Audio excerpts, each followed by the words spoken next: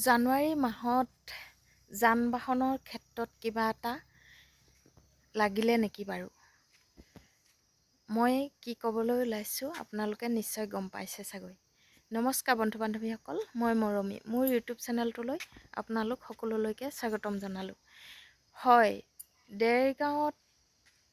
দেৰগাঁও বালিজানত পথ দুৰ্ঘটনা হোৱাৰ পাছতেই যান বাহনৰ পৰিবহণ বিভাগৰ আচলতে কিবা শনি লাগিলে নেকি? শনি লাগিলে বুলি কিয় কৈছোঁ আপোনালোকে নিশ্চয় গম পাইছে চাগৈ।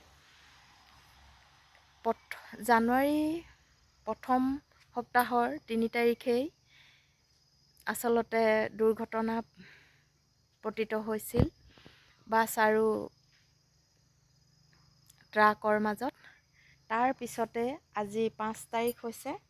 ৫ তাৰিখৰ দিনাই যান বাহন পৰিবহণ বিভাগৰ ড্ৰাইভাৰ সন্থাই কিছু অসুবিধাৰ বাবে প্ৰতিবাদ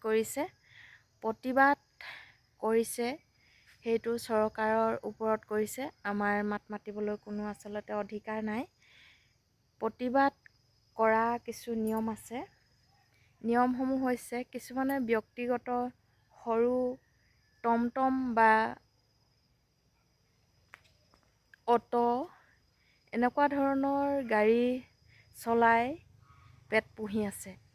সেই পেট পুহি থকাসকলক যিসকল প্ৰতিবাদকাৰী তেওঁলোকে কৰিছে কি, ধৰি গাড়ীসমূহ খেদি ধৰিছে আৰু মানুহ কেইজনকো ধৰিছে।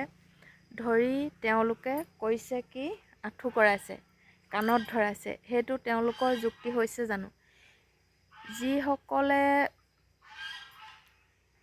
আচলতে কি বুলি ক'ম, যিসকলে ডাঙৰ ডাঙৰ ট্ৰাক কোম্পানী বা মালিকৰ অধীনত গাড়ী চলাই আছে, তেনেকুৱা ড্ৰাইভাৰবিলাকে দৰমহাৰ ক্ষেত্ৰত সেইটো কৰাটো অতি জৰুৰী। কাৰণ আজিকালি তেওঁলোকৰ দৰমহাটো কম হোৱাৰ কাৰণে বা কি কাৰণে প্ৰতিবাদ কৰিছে তেওঁলোকে জানিব। কিন্তু এই কিবা কাৰোবাক কাণত ধৰাই, কাৰোবাক গাড়ী কিবা কৰা, সেইটো কিন্তু অন্যায় কৰিব নালাগে বা নালাগিছিল। আচলতে মানুহৰ মাজত বহুত ভুল বুজাবুজি হয়।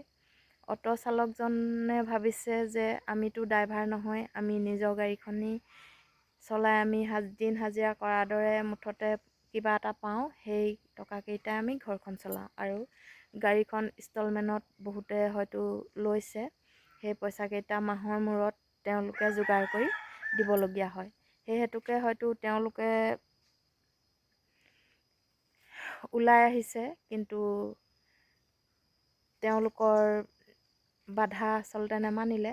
আৰু এটা দুখৰ কথা, ড্ৰাইভাৰটো ড্ৰাইভাৰেই, তেওঁলোকে বন্ধ ঘোষণা যেতিয়া কৰিছে বা ড্ৰাইভাৰ সন্থাই তেওঁলোকে প্ৰতিবাদ কৰিবলৈ ওলাইছেই, গতিকে তেওঁলোকেও এদিন দুদিন নিশ্চয় বাট চাব লাগিছিল। তেওঁলোকলৈও এইটো অনুৰোধ থাকিল। আচলতে আমাৰ অসমৰ মানুহবিলাক এইটোৱে এটা বহুত ডাঙৰ ভুল। কেইজনমানে যদি নিয়মটো উলিয়ায়, কেইজনমানে ভাঙিবলৈ যায়। সেইটো এটা অতি ডাঙৰ কথা। কাৰণ ইজনে ইজনক মানিবলৈ কোনো নিবিচাৰে। কাৰণ কাৰোবাৰ পকেট গৰম হ'ব, কাৰোবাৰ কিবা হ'ব, মানে এনেকৈ বুলি ভাবে। সেয়েহে আমাৰ অসমৰ মানুহসোপা উন্নতি নহয়। যেনেকৈ বেলেগৰ মানুহবিলাকে নিয়ম এটা বান্ধিলে সকলোৱে কটকটীয়াকৈ এটা কথা মানি লয়। এজন মুৰব্বী নিশ্চয় যিকোনো কামতে থাকিবই লাগিব।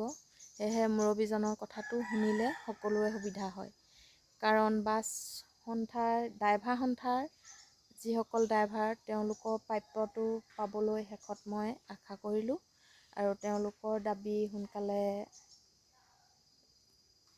আগবাঢ়ি যাওক বা দাবীটো সমৰ্থন কৰক চৰকাৰে সোনকালে তেওঁলোকৰ যিটো প্ৰাপ্য সেইটো দিয়ক। তাৰে কামনাৰে মোৰ ভিডিঅ'টো ইমানতে সামৰিলোঁ। আৰু মোৰ কথাকেইটা যদি কোনোবা এখিনিত ভুল ভ্ৰান্তি হৈছে তেন্তে আঙুলিয়াই দিব বুলি আশা ৰাখিলোঁ। আৰু যদি কথাকেইটা ভাল লাগিছে লাইক কমেণ্ট শ্বেয়াৰ কৰি দিব বুলি আশা ৰাখিলোঁ। আৰু মোৰ চেনেলটো যিসকলে ছাবস্ক্ৰাইব কৰা নাই তেওঁলোকে ছাবস্ক্ৰাইব কৰি কাষতে থকা বেল আইকনটো ক্লিক কৰি অল কৰি দিব বুলি আশা ৰাখিলোঁ।